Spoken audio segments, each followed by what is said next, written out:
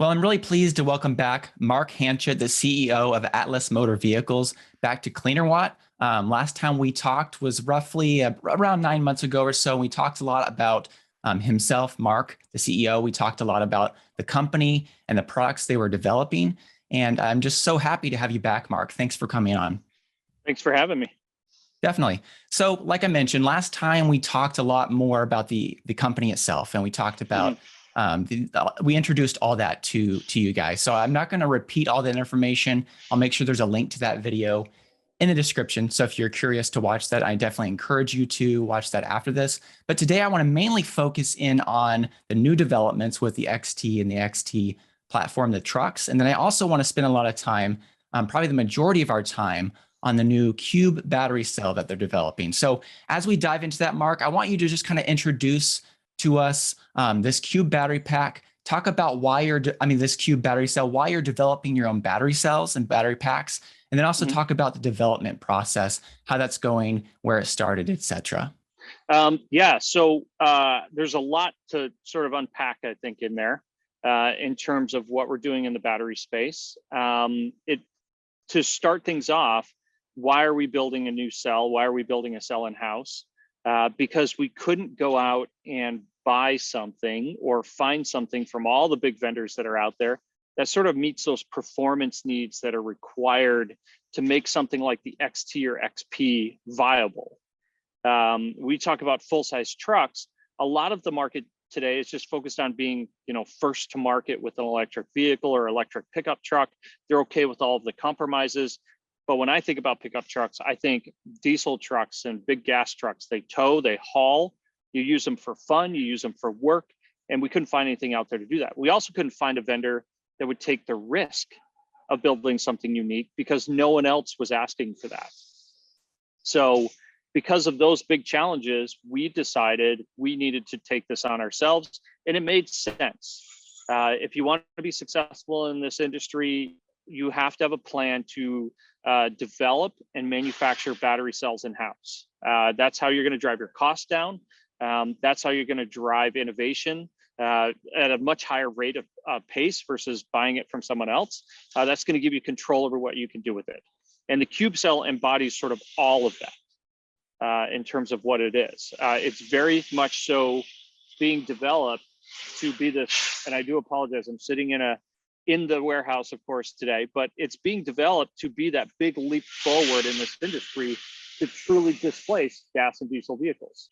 Definitely. So when we talk about the CUBE battery cell itself, what is its advantages over, say, a cylindrical cell or prismatic or pouch cell? And I also kind of had a question, is it a form of a prismatic cell or is it all its own? Is it its own format? It's its own format, but if you were to, I guess it's sort of a combination between a cylindrical and prismatic. It's prismatic because it's a hard shell construction and it's not round. It's more of a cylindrical cell because it doesn't have, typical prismatics have terminals, like two of them on the top and bottom. And it's got an anode, which is the can, and the cathode is the terminal on the top of it, which is very similar to like a cylindrical cell. So if I were to compare the two, it's sort of a blend between those in terms of what you see from a functional and integration standpoint. Now, how is it different? In terms of some key characteristics, the impedance of the cell is roughly 1/6 of our nearest competitor, or the resistance, the DC resistance is what I actually should say, is about 1/6 of our nearest competitor. And that has a number of different things that are beneficial from that. Heat is reduced. The amount of heat that's generated when you're charging or discharging it is reduced substantially. We can get continuous power out of that cell, even when the cell's down really, really low towards the bottom of its capacity. We can still get full power from that cell. And then that characteristic is actually very much so associated with how much heat you can extract from it in terms of how we did the construction of the cell. So we are about 3 to 4 times better at heat extraction than the nearest one that we can find, which is roughly about the 4680 cell that's coming out. So we can extract about 4 times more heat from that cell or 4 times more heat from that given volume than you typically can from some of the other cells that are out there today. So when talking about resistance there, you talked about how it has 1/6 of the resistance of other battery cells. I know the way that Tesla with the 4680 battery cell, one of the main ways they do that is by having a tabless battery. The actual ions themselves don't have to move as far, and so it creates less resistance. Is that kind of the design with the battery cell that you're developing as well? Yeah, we call it an infinite electrode, is what we refer to it here. It's called like a tabless design. What's a little bit different from us is theirs actually has small tabs that are folded. Ours is continuous. And it's also not a wound cell. And we have it on both the anode and cathode, whereas they only have it on one side of it. I believe it's only on the anode. Very cool. Well, that's pretty exciting. We'll talk a little bit more about the thermal qualities and the cooling of the battery a little later on. But I kind of want to talk about also, from what I can see in pictures and seeing it in people's hands, it looks like it's a pretty large cell. Like it's going to be quite a bit bigger than any battery. Obviously not talking about prismatic, but normal, like cylindrical battery. It's much bigger than most. Can you talk about rough size dimensions for that cell? Yeah, you can think of it as rough size, and it's not quite the size. It's a little bit smaller, but think of it as a 70 by 70 by 70 cube. It's 48 amp hours inside of that particular cell, whereas your 21700s are, depending on which chemistry, between say 3.5 amp hours and 6. And it just depends on what you shove in there. What makes it a little bit different, though, is actually a lot different, is from a volumetric energy density standpoint, we can't get any better. There is absolutely no wasted space in there. So in cylindrical cells, there's typically a big gap on the top. In prismatic cells, there's a massive gap in those. Pouch cells are the closest thing in terms of energy density that you would get. But the problem with pouch cells is when you put it into a pack configuration, there's a lot of excess space in there that's handling like the terminal connections and things like that. Now, when I went on your website, you talked about the battery chemistry itself. So I want to talk briefly about that. You mentioned that it's an NMC, nickel manganese cobalt chemistry. So I want to talk about why you chose that chemistry over, say, NCA or obviously LFP, something that's less energy dense. So talk about the cathode there. And then if you can also talk a little bit about the anode material a little bit as well. So it's a very common chemistry solution that's in there. It's NMC. It's based on NMC 811.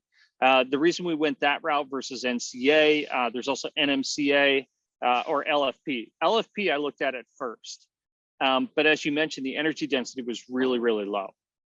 It's a very common chemistry solution that's used in long haul applications as well as overseas. And the reason for that is driven entirely by safety and cost. LFP is a very, very cheap chemistry solution. It's a very cheap cell to build. You can very easily get below $100 a kilowatt hour with that, but the pack's going to be enormous. And it's going to be heavy.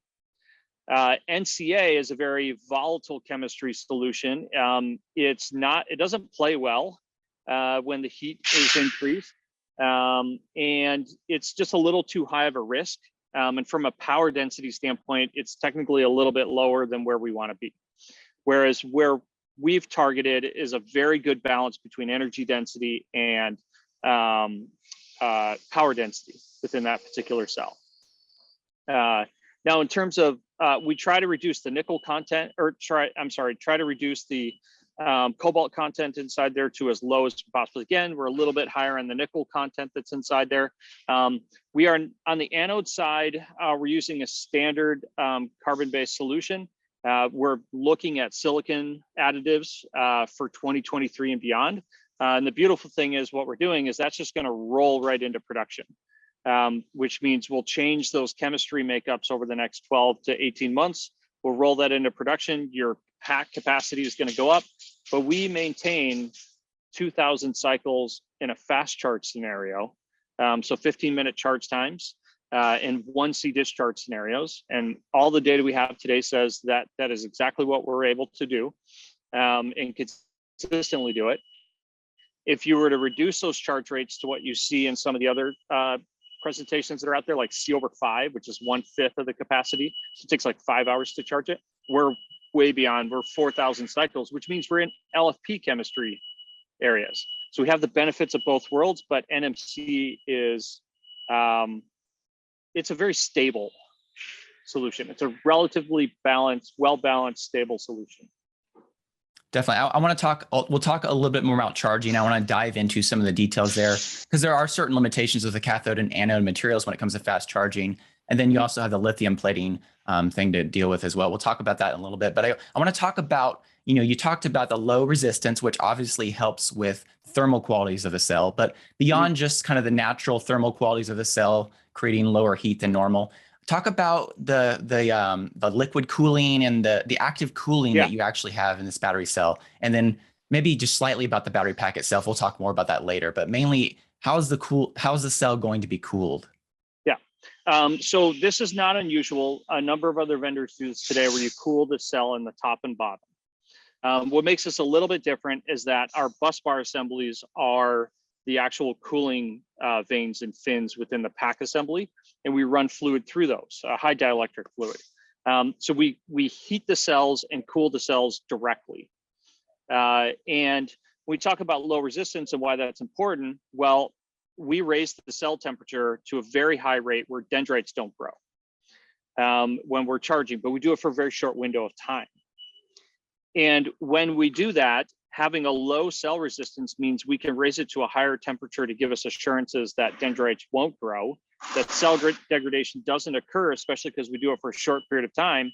But the heat's not just going to continue to rise at that point. And that's super important. That's sort of one of those critical aspects is, okay, you can raise the temperature. Everybody does it. They preheat the pack right before you start charging. We're going to go to an even higher temperature, but we're going to do it in 2 minutes versus an hour or 2 hours. And when you do it for an hour to 2 hours, you're degrading that cell life. That's why all your existing EVs, when you fast charge them, right, the battery pack degrades much, much faster. We don't see a change in degradation schedule. We're still seeing 2,000 cycles. Interesting. I was going to talk about charging a little later on, but I think this is natural now to go ahead and talk about that. So, as you mentioned, you say on the website and you mentioned that you can charge fully in 15 minutes. Is that a 0 to 100% charge? Is that a 10 to 90? Like, what are you talking about? 0 to 115 minutes? So in a pack configuration, there's always a buffer in the top and bottom of the cell that we don't use. And that's common in the industry. And you do that for various different reasons. And when we talk about 0 to 15 minutes and charging, I like to say it's not marketing hype. It is in a pack or in a vehicle from 0% to 100% in 15 minutes. And the other side of that is you don't have to do the pre-charge to get that. So if you're familiar with the industry, if you don't properly pre-charge the battery and you go to plug it in, your charge time is going to vary drastically. Or if it's too hot outside or too cold outside, it's going to vary drastically. In our particular case, consistent 15 minutes. That entire process happens in that 15-minute window.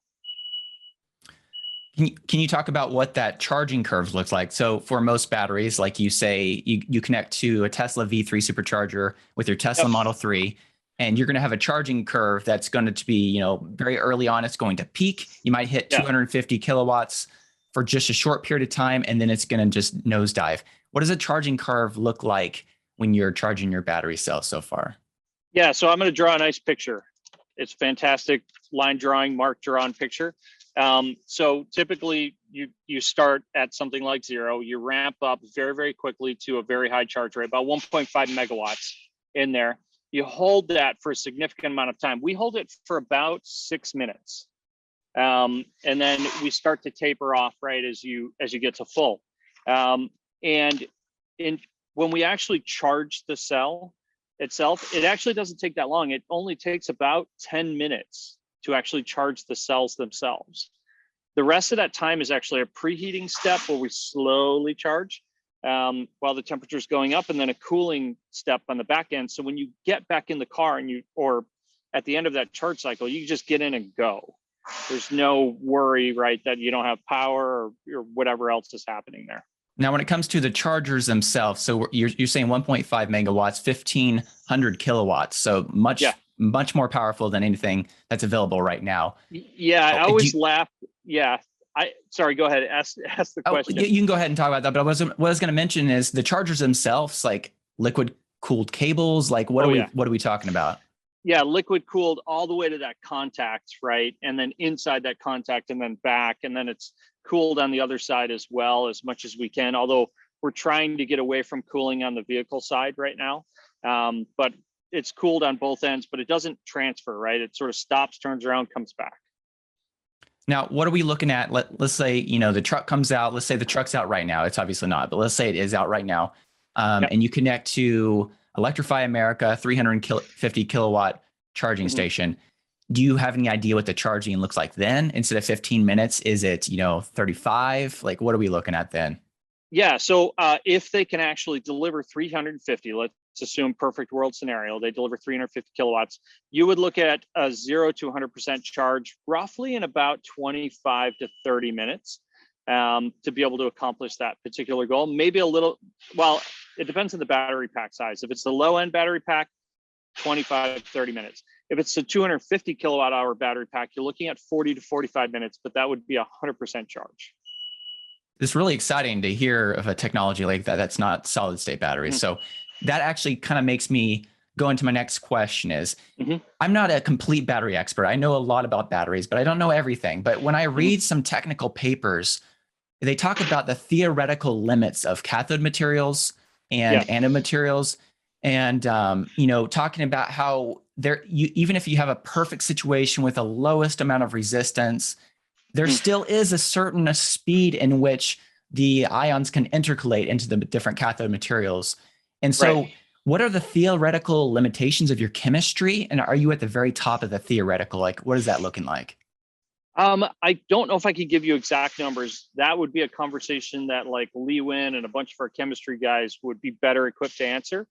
But what I can tell you is that we are not at the limits of what we can do.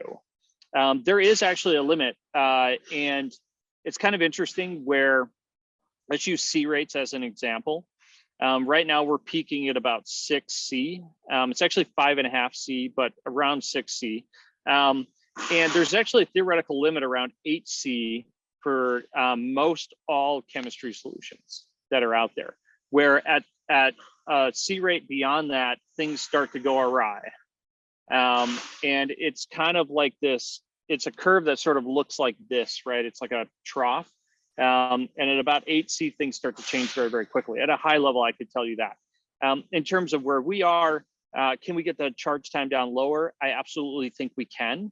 We are definitely not at the limit of what the chemistry can do. And there are some things that we can change in the chemistry to shift that limit. And right now we've sort of picked that sweet spot that works for us. But then down the road, we are looking at silicon anode solutions for 2022 and technically 2023 launch. And then when solid state becomes a reality, if they can actually get something that's equivalent to what we're doing from a performance standpoint, currently no one has anything close to that. When that becomes a reality, what's interesting is we could just roll that in. If you have a cylindrical cell, you can't do that.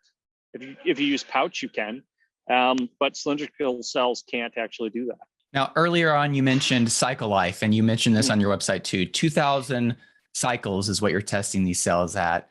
Can you talk about, obviously there has to be some degradation of capacity. Yeah. Every battery has some degradation. What kind of degradation are you looking at maybe, halfway through 1,000 charges, 1,500, 2,000? Like, are we still talking about 70% left or less? What are we looking at? So at 2,000, we target 80% capacity. And then within the pack, we do some things to adjust for that. So you don't really you experience very minimal degradation from a vehicle and performance perspective, which means we add some buffers and we adjust limits and stuff to make that work. So you don't go from like 500 miles of range to 400 miles of range at the end. That would be a horrible experience. From a cell perspective, that's where we cut our limit off. That's what we target. It's not quite a linear curve as it goes through it. So halfway through, the customer in a vehicle application like ours, you wouldn't experience any change. There is cell degradation that's happening, but you wouldn't experience that change. And then you'll start to see a little bit of it, but we're trying to minimize it. When we say 2,000 cycles and 1,000,000 miles, we're doing things from a pack perspective and a cycle life perspective to ensure that you get that true 1,000,000 mile performance.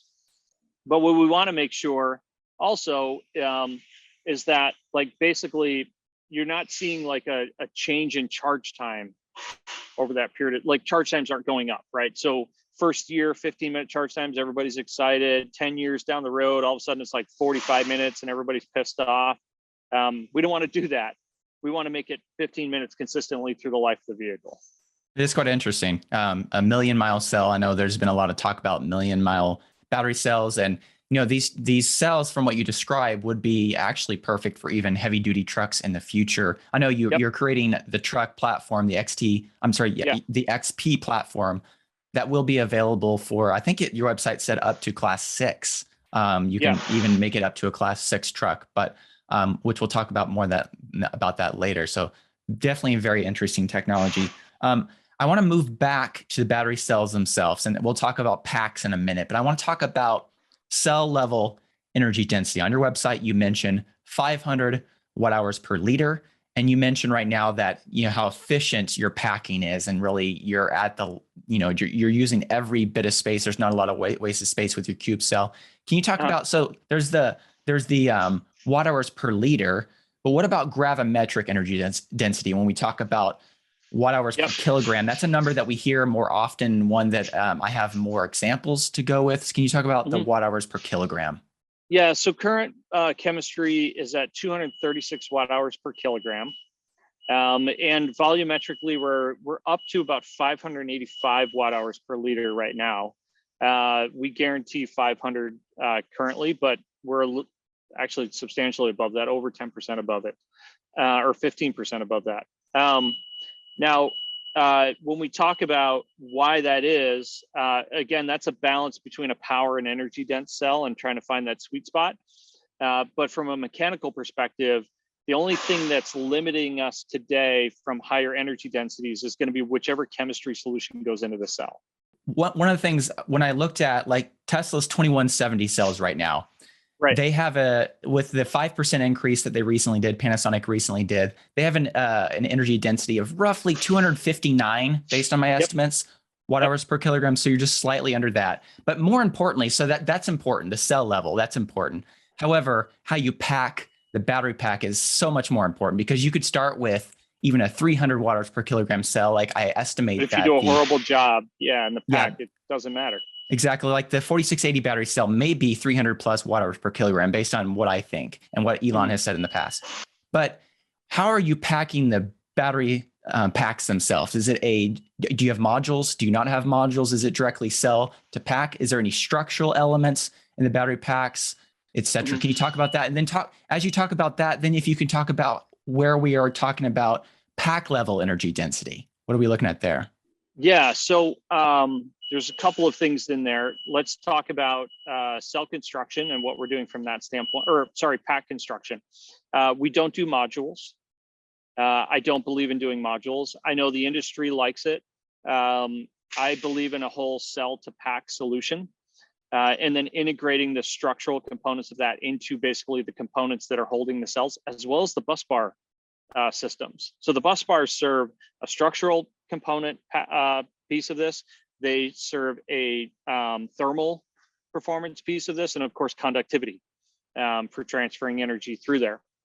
So we like to utilize things in multiple different roles if we possibly can, rather than create a lot of different components and complexity. Try to reduce that down as much as possible. So from a pack construction standpoint, we've looked at a number of different competitors that are out there. We're about 20% more efficient in pack energy density than some of our competitors. And I'll give you an example. You hit the nail on the head. You could have 250, 300 watt hours per kilogram, but when you get to a pack level, you're at 150, 140, 125 watt hours per kilogram. We're at 236 today. And depending on the pack that we're building for whichever customer, we're around 185 to 200 watt hours per kilogram in that pack assembly. And that's because of what we're doing from a construction standpoint, and then how we incorporate all of those different components and pieces in there.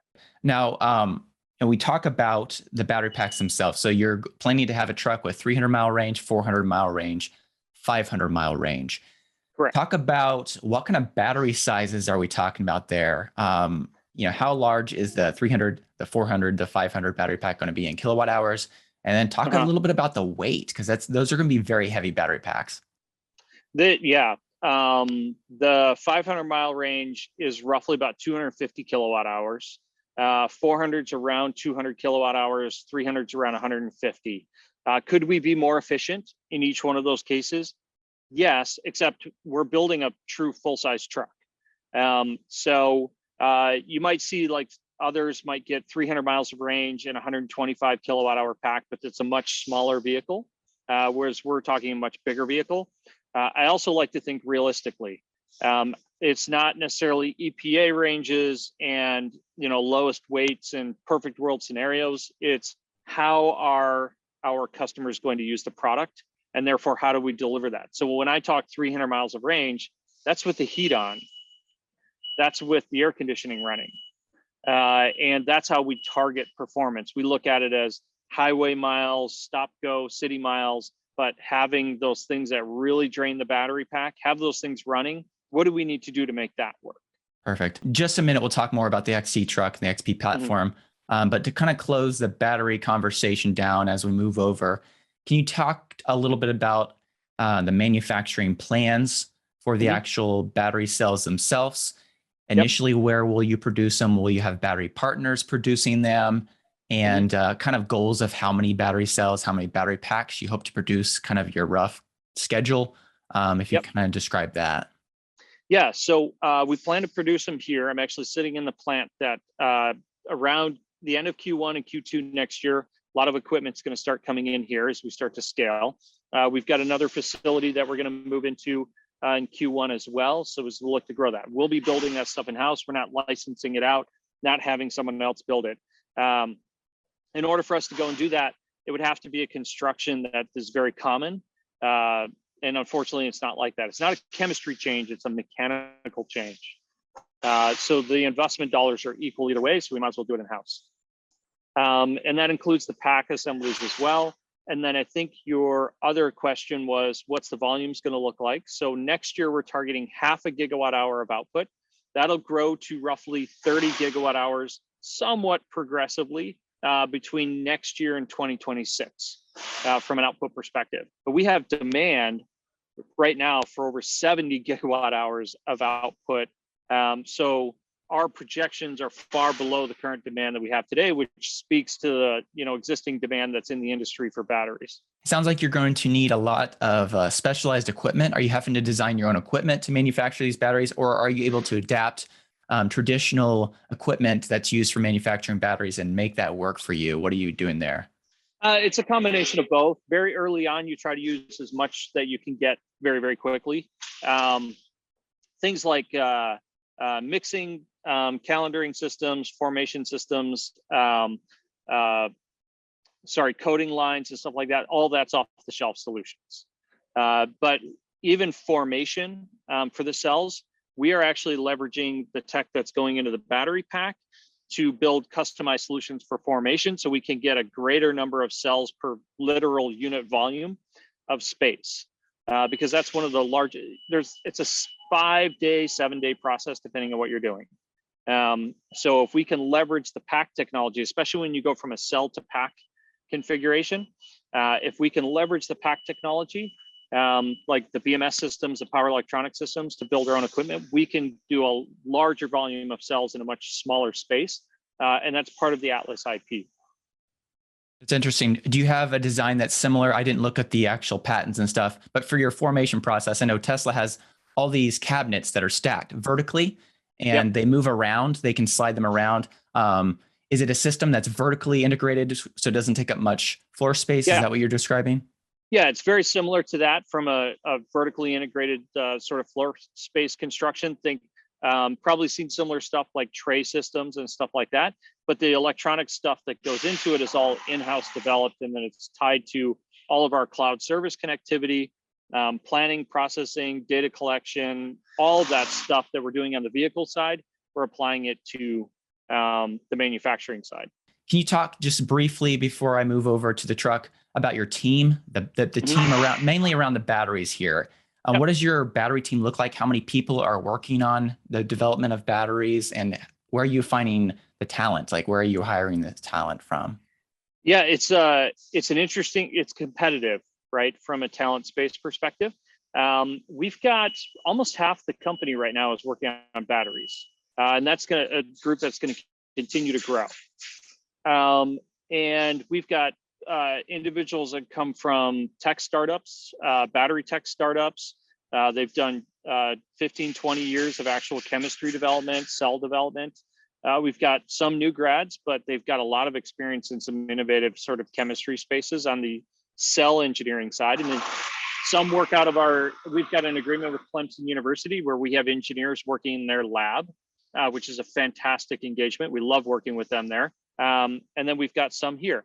We've also got experts in mechanical design, pack design, electronic systems, power electronic systems. And then from a cell manufacturing standpoint, DeMarco Kaysen, as an example, he's got a background in standing up complete battery cell lines as well as supercapacitor lines. They're all similar processes. He's done a number of those in the past, and he's leading the effort for growing the manufacturing operation here. Cool. Well, that all sounds very exciting on the cell side. Let's move over to the trucks. So when we had last talked, the prototype truck that you had pictures of and video of looked quite a bit different from what we have today. The prototype that you recently unveiled is a lot more boxy. It reminds me more of, say, like the Bollinger trucks. It's a lot boxier. It doesn't look exactly like Bollinger, but it's a little more boxy. A little more edgy, boxy, yep. Yeah, so if you can talk a little bit about that new design, is that kind of roughly what the production version is going to look like? Obviously, it's not production intent yet, but is it roughly going to look like that? Talk about new interior features. You do have some interior pictures that you're showing. Just talk about that truck, development of it, any features you want to talk about, and then what's your timeline for the XT truck when it will actually see itself being sold to customers? Okay. So the design is roughly what it's going to look like. There's a large number of changes that will have to occur just from a compliance standpoint. And of course, we take customer feedback as well. So when our customers don't like something that we're doing, we're going to address that. But what you see is very much so sort of the overall direction that we're going. It's going to look very similar to that. We've got to shrink it down a little bit, make some ergonomic changes and some other things that we learned along the way. It's very simplistic though, and that's kind of why we went that route. We try to minimize the number, again, driving cost down, but complexity down as well. From the interior standpoint, some things that we do different, basic stuff. Front and rear seats are identical. It's seat 6. You don't have that typical like bench seat in the rear that's uncomfortable, that only like your kids can sit in for long periods of time. So front and rear, identical bucket seats, center fold up bench seats. So 40-20-40 split configuration. Everything is tied to the electronic systems. There's heated and cooled seats will be in there. It's all tied to your user profile. So if you go from one truck to the next truck, your user profile and settings transfer with it. Now, and from an interior standpoint, it's very minimalistic. There are not a lot of fancy aspects to it. The door cards are all identical. Big pouch solutions in the door cards, wireless charging in the doors, drop your phone in there. Because when there's 6 of you in there, you never have a place to put things, right? You don't have a place to put your phone. You don't have a place to put drinks. It's like that. Everything works until that person sits in the middle. So we really wanted to focus on functionality there and having various different spaces for each individual to put things like their cell phone, especially in a job site and construction. Everyone's sort of sitting in there. They might have to go for a long distance. We want to make sure everyone's comfortable. Simplistic from a user interaction perspective, no knobs and buttons, except on the steering wheel, we've got capacitive touch. And then you have your standard like turn signals and things like that that exist. We did something different with the trailer brake controllers. So every vehicle has trailer brakes integrated. You could have put that on like the buttons. I think another competitor is doing that. We put it on a paddle behind it because that allows you to, in critical scenarios where you're towing a very big trailer and you need to regain control, you have the ability to keep your hands on the wheel, keep controlling it, and very, very simply sort of actuate those brakes independent of the rest of the vehicle. Now, The big thing that everybody talks about with Atlis is mirrors or camera systems. We will potentially have to put mirrors on the side, but we're still of a belief that that's going to be regulatory approved over the next year or so. But we have digital mirrors on the sides of the vehicle. And then up front in the driver, instead of putting those on the A-pillars, right, in the corners that are very difficult to see, we have it right up front. So when you're going down the road, it's a very quick glance down, left or right. You can very clearly see beside you, as well as one lane over and all the way back. And of course, those mirrors extend if you have a trailer.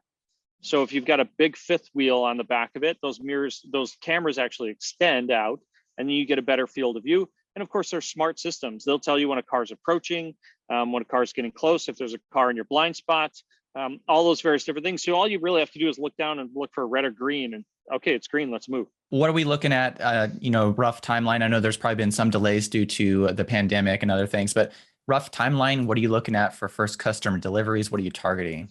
So I hate giving timelines because, you miss those things, but we are still targeting the end of 2022 for first customer deliveries of the XT.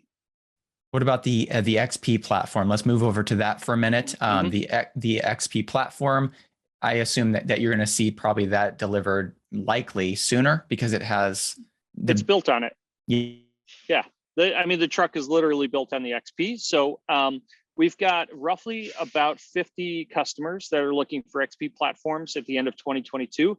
So they can start their sort of evaluations, road studies, drive tests and stuff, and they're putting various different things on top of that. Definitely. And once again, if you watched the past interview we did, we talked more about the actual platform itself. Basically, they're selling just the underlaying skateboard platform that other customers can build trucks and heavy equipment onto. So that's definitely interesting for sure. I guess really kind of the last thing I want to talk about the truck is, you're going to sell one that it says up to 6.5 to 8, up to 8 foot bed. That largest truck, is that the size of like an F-250? Like, what are we talking about size wise for like a Ford truck? Yeah, if you're doing a comparison, you would look at like a 1-ton dually would be the largest size comparison you get. So think like a big 4-door, 8-foot bed, dual rear wheel truck. The only difference is the rear wheels turn, and they turn independent from each other, even in a dually scenario. So although the angle is slightly different, but that would be the largest sort of truck that you could see from us over the next couple of years. And then of course it gets smaller towards the cab, and everything is the same. Everything else is the same, but lower range, right, would be sort of in that F-150 market in terms of customer targets that we're looking at. And then future stuff will be class 4, 5, and 6. Interesting. You mentioned 4-wheel steering. I know that's something that Tesla mentioned they're going to do the Cybertruck now. Obviously, the GMC Hummer truck is going to have 4-wheel steering. So I imagine you're going to be able to do some kind of tank turn thing like maybe Rivian would be able to, and maybe even some kind of crab walk feature. Have you played around with that at all? Yeah, so there's a lot of cool things that we could do with it. The first obvious thing that we're trying to do is tighten those turn radiuses and make it more maneuverable. Then you could do a crab walk scenario. It's independent at each wheel, which is different than everyone else, where, the wheels could do this if they needed to, which means we could potentially do a pivot or tank style turn on pavement, which is something you can't do with some of the other options that are out there. But there's also some things that are it's kind of like the non-sexy, non-marketing things that you can do with individual wheel control. And it has to do around vehicle stability, traction, handling different weather conditions, and towing and hauling.